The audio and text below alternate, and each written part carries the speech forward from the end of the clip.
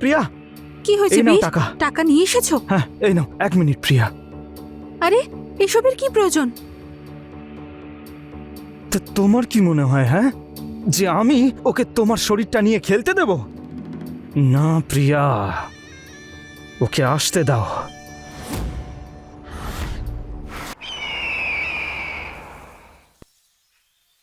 নমস্কার, আমি রানী চ্যাটার্জি। আপনাদের সকলকে স্বাগত জানাচ্ছি ক্রাইম চক্রের একটা নতুন এপিসোডে, একটা নতুন ঘটনার সঙ্গে। বিবাহ বন্ধন টিকে থাকে ভরসা আর ভালোবাসায়, কিন্তু যে স্বামী স্ত্রী সারা জীবন একে অপরের পাশে থাকে, তাদের মধ্যে যদি কোনো তৃতীয় ব্যক্তি ঢোকে, তখন কি হয়? তখনও কি আমরা একইভাবে ভরসা এবং ভালোবাসা বজায় রাখতে পারি? এই ঘটনা প্রিয়া এবং অমরের মধ্যে। একটা হাসিখুশি জীবন আর সুন্দর সম্পর্ক, যেখানে সব আছে, কিন্তু খারাপ সময়েও সেই সম্পর্ক কিভাবে টিকে থাকে, সেটাই হলো তাদের সবথেকে বড় পরীক্ষা। যদিও সমাজে দেওর বৌদি সম্পর্ককে মা এবং ছেলের সম্পর্কের সাথে তুলনা করা হয়, কিন্তু আজকের যুগে সেই সম্পর্কের অনেক মানে হয়ে দাঁড়িয়েছে। অমর যদিও কাজের জন্য নিজের স্ত্রী প্রিয়ার সঙ্গে থাকতে পারে না, কিন্তু ও আজও প্রিয়াকে ততটাই ভালোবাসে। কিন্তু যখন অমরের ভাই বীর ওদের দুজনের জীবনের মধ্যে আসবে, তখন প্রিয়া কি করে সম্পর্ককে সামলাবে? একদিকে ওর নিজের স্বামী অমর, আর অন্যদিকে বীর। কোন পরীক্ষার সম্মুখীন হতে হবে প্রিয়াকে? চলুন দেখা যাক।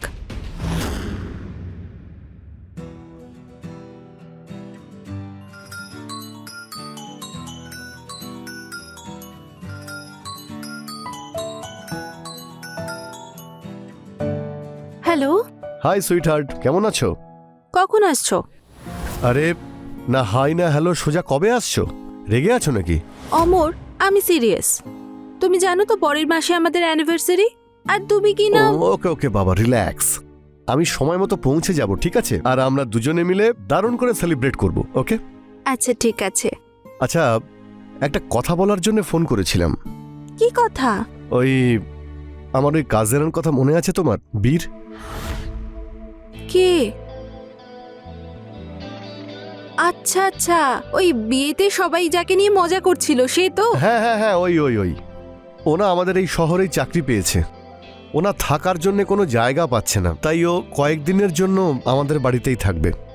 অমর, তুমি তো জানোই আমি এখানে একা থাকি, আর তুমি বলছো যে... আরে বেবি, কয়েকদিনেরই তো ব্যাপার। প্লিজ রাজি হয়ে যাও, প্লিজ সোনা, আমার মিষ্টি সোনা, রাজি হয়ে যাও। আচ্ছা আচ্ছা, আর তেল মারতে হবে না, আমাকে বলো কখন আসবে। আরে ও দরজাতেই দাঁড়িয়ে রয়েছে, যাও গিয়ে দেখো ওকে। কি? মনে হচ্ছে চলে এসেছে। ওকে।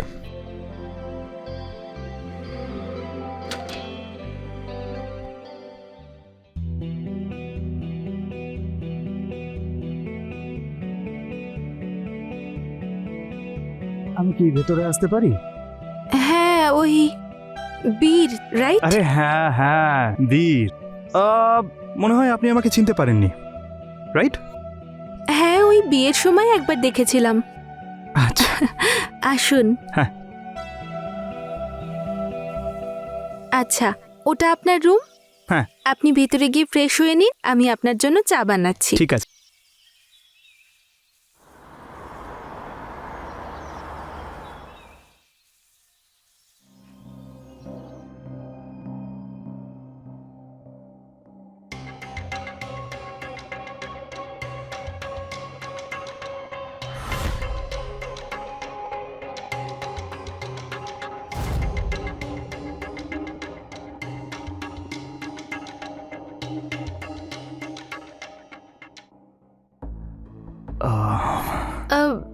ওই সরি, আমার নক করে আসা উচিত ছিল। ইটস ওকে বৌদি, কোনো ব্যাপার না। আপনি এমনিতেও আমার বৌদি হন, ওসব চলে। আচ্ছা ঠিক আছে, এই নিন চা। আচ্ছা, আপনি রেডি হয়ে নিন, ততক্ষণ আমি জলখাবার তৈরি করছি। ঠিক আছে বৌদি। হ্যাঁ? আমার না একটা কথা বলার ছিল। বলুন। ওই অ্যাকচুয়ালি আজকে আমার বার্থডে। ও তাই? আগে বলেননি কেন? ঠিক আছে, হ্যাপি বার্থডে। থ্যাংক ইউ বৌদি। ঠিক আছে, আপনি তাড়াতাড়ি রেডি হয়ে নিন, আমি আপনার জন্য পায়েস বানিয়ে দিচ্ছি। হ্যাঁ ঠিক আছে।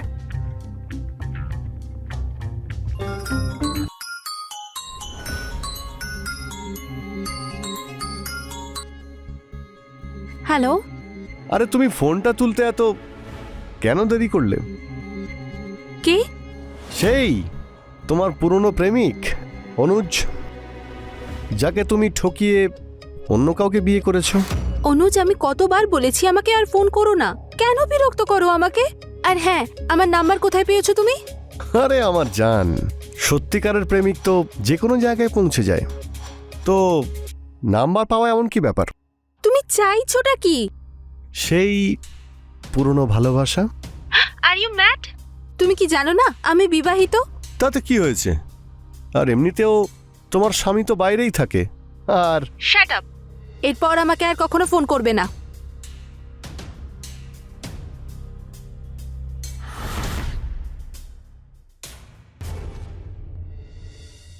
আরে কি হয়েছে বৌদি, তুমি এত ডিস্টার্ব কেন?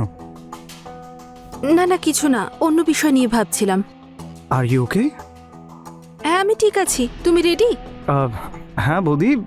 আচ্ছা বৌদি, আমি বলছিলাম যে আজ রাতে ডিনার করার জন্য বাইরে কোথাও যাই। আজ নয় বীর, অন্য কোনো দিন। বৌদি,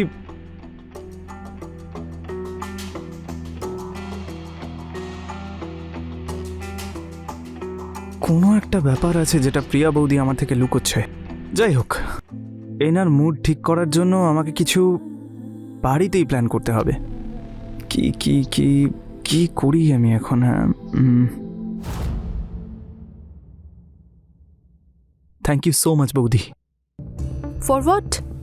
বৌদি, আমি জানি যে তোমার মুডটা ঠিক নেই, তবুও তুমি বসে আমার বার্থডে সেলিব্রেট করছো, মানে মন থেকে থ্যাংক ইউ তোমাকে। ইটস ওকে বীর। হ্যাঁ, তাহলে এই উপলক্ষে হ্যাভ আ ড্রিঙ্ক। চিয়ার্স।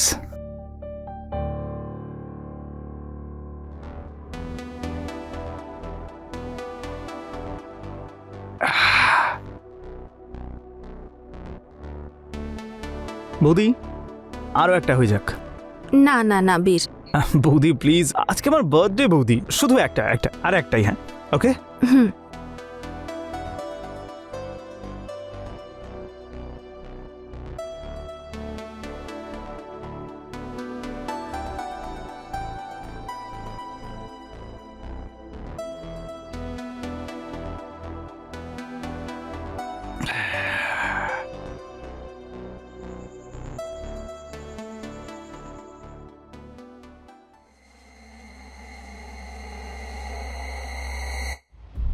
অমর। বৌদি, আমি অমর নই। অমর। বৌদি, আমি অমর নই, আমি বীর বৌদি। অমর না বৌদি, আমি বীর। বীর। অমর। আমি বীর, অমর নই। না, তুমি মিথ্যে বলছো। আমি তুমি বীর অমর। বৌদি, আমি বীর, আমি অমর নই।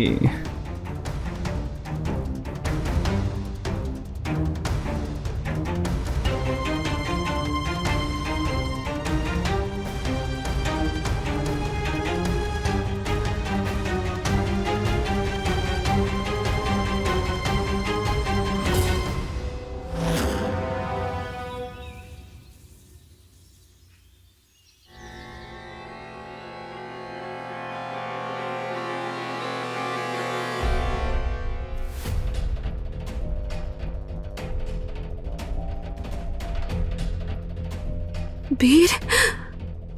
বীর। বীর।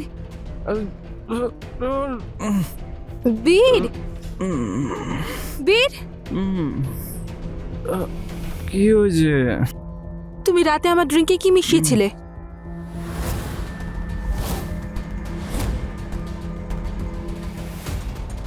আই এম সরি বৌদি, কিন্তু আমি কিছুই মেলাইনি ড্রিঙ্কে।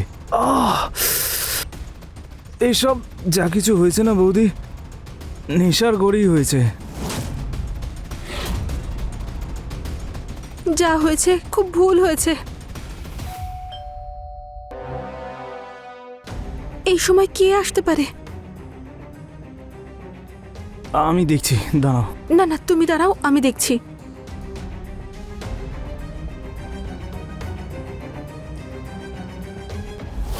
যে বিষয়টার ভয় আমরা সব থেকে বেশি পেয়ে থাকি সবসময় সেই বিষয়টাই, আমাদের সব থেকে খারাপ স্বপ্ন হয়ে দাঁড়ায়। আর এই অবস্থায় আমাদের ভয় পেলেও চলে না, কারণ কোথাও গিয়ে এটা আগে থেকেই লেখা ছিল। আর সেটাই হয়েছে। প্রিয়া আর বীরের মধ্যে মদ্যপ অবস্থায় আর দীর্ঘদিন ধরে শারীরিক চাহিদা না মেটানোর অভাবে প্রিয়া ভুল করে হলেও অন্যায় কাজ করে ফেলেছে, যার জন্য দেওর বৌদির সম্পর্কের মাঝখানে সব সীমা পার হয়ে গেছে। আর অন্যদিকে বেচারা অমর, যে কিনা জানতেই পারল না যে ওর চোখের আড়ালে ওর বাড়িতে কি ঘটে যাচ্ছে। ভুলের প্রায়শ্চিত্ত ভুল করার পরে করার থেকে ভালো যে আমরা প্রথম থেকেই সাবধানে থাকি, কারণ তারপরেই পচতানো ছাড়া আমরা কিছুই করতে পারি না। প্রিয়া আর বীরের মধ্যে যা হয়েছিল হয়তো সেটা ভুল করেই হয়েছিল, কিন্তু এই বিষয়টা এড়িয়ে যাওয়ার মতো একেবারেই নয়। যা হয়েছে ভুল হয়েছে। নেশার মধ্যে ভুল করার ফলাফল কি হতে চলেছে চলুন দেখা যাক।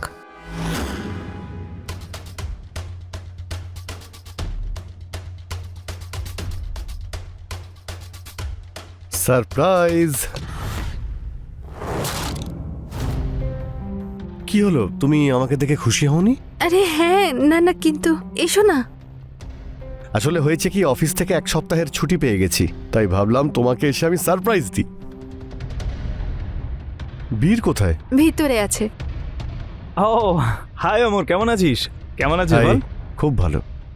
আর বীর যখন আছে তো আমরা খুব এনজয় করব, ঘুরবো ফিরবো আর জমিয়ে খাবো। খাওয়ার কথা বলতে মনে পড়লো যে আমি অনেকদিন ধরে ভালো খাবারই খাইনি, বিশেষ করে তোমার হাতের রান্না। চলো। ঠিক আছে, তুমি ফ্রেশ হয়ে নাও, আমি তোমার জন্য তাড়াতাড়ি খাবার বানিয়ে আনছি। ঠিক আছে। হ্যাঁ।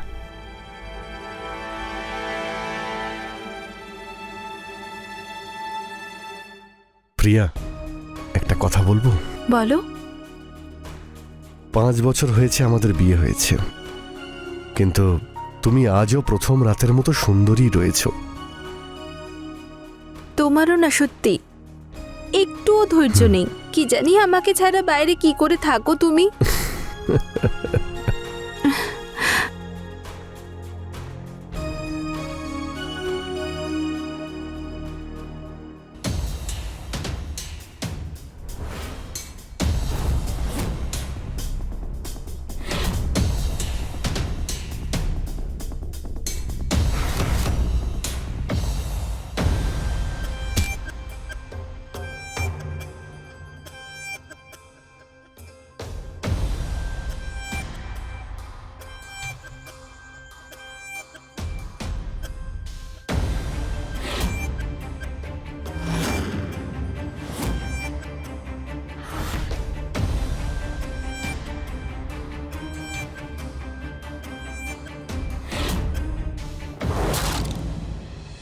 কি হয়েছে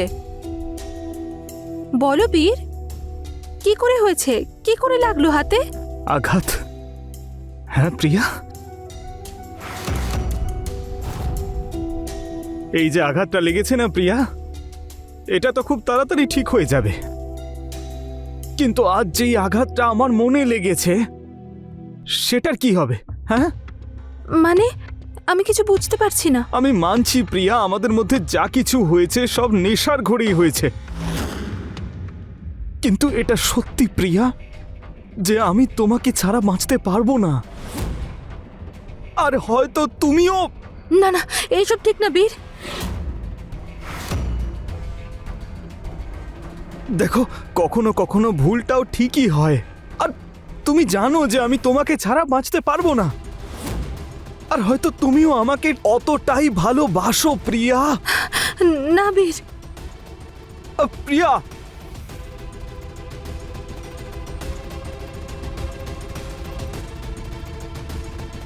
প্রিয়া,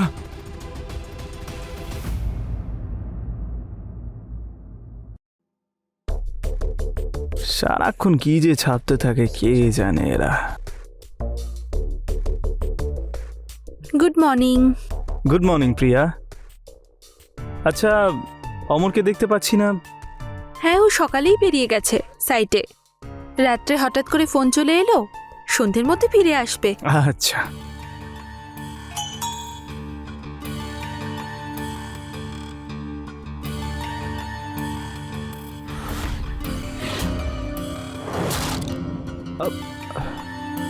কি হয়েছে প্রিয়া? আর ইউ ওকে?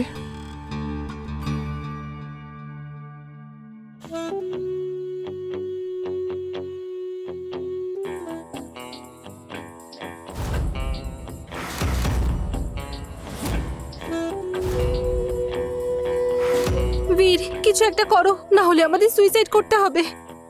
প্রিয়া তুমি শান্ত হও আগে। আমি কিছু একটা করছি। একটা কাজ করো, যেই নাম্বারটা থেকে এসএমএস এসছে ওই নাম্বারে তুমি কল করো।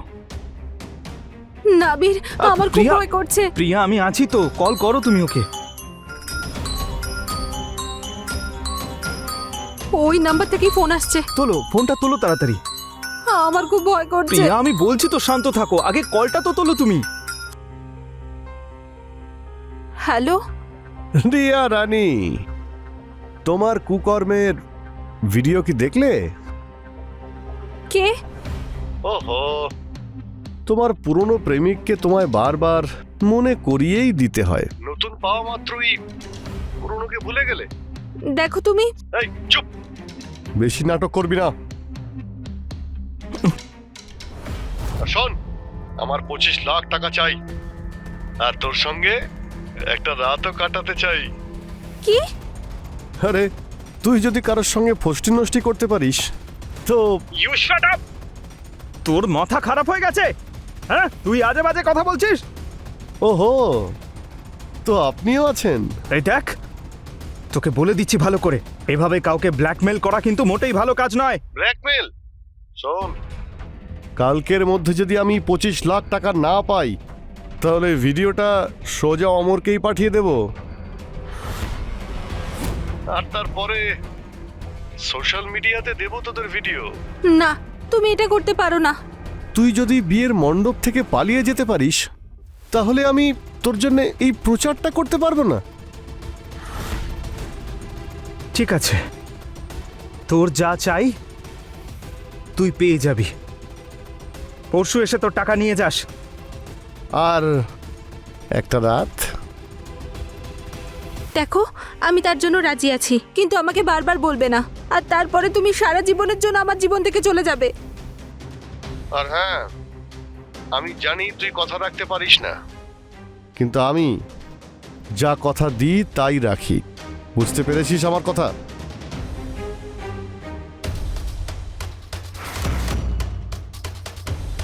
এবার কি হবে বীর? এতগুলো টাকা কোথায় পাবো? প্রিয়া, তুমি আমাকে বিশ্বাস করো তো? তুমি চিন্তা করো না, আমার দাদুর 50 লাখ টাকার জমি বিক্রি হয়েছে, ওই টাকাটা আমার কাছে রয়েছে। আমি ওর থেকে তোমাকে 25 লাখ টাকা দিয়ে দেব, কিন্তু তুমি এখন শান্ত থাকো। কিন্তু তুমি এমনটা কেন করবে? তুমি আমার সম্মানের জন্য? প্রিয়া, তুমি এটা কি করে বলতে পারো? প্রিয়া, তোমার সম্মান আমার সম্মান, এটা কোনো জিজ্ঞেস করার মতো কথা?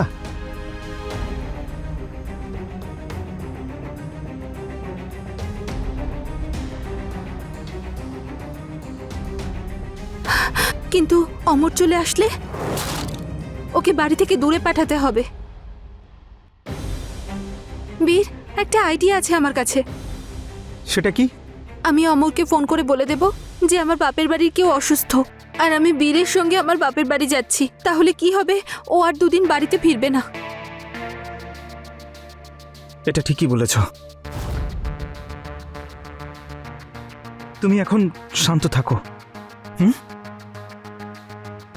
কুল ডাউন, আমি আছি তো। আমি সব কিছু ঠিক করে দেব, আর ওই অনুজের বাচ্চাটাকেও দেখে নেব।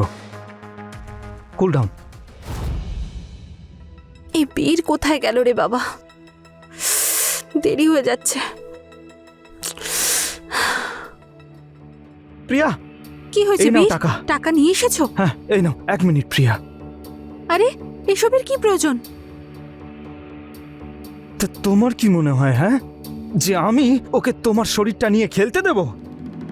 না প্রিয়া, ওকে আসতে দাও।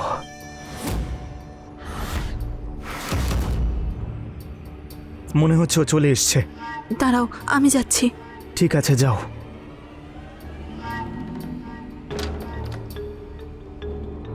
হ্যালো আমার সোনা।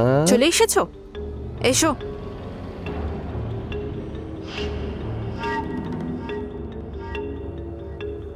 এই নাও তোমার 25 লাখ টাকা।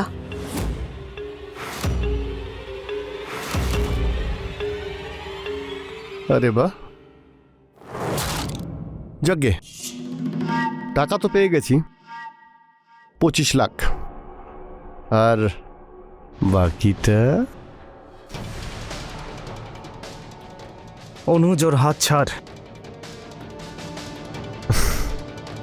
আমি ওর হাতটা ছাড়তে বলেছি। হাতটা ছাড় অনুজ। অনুজ,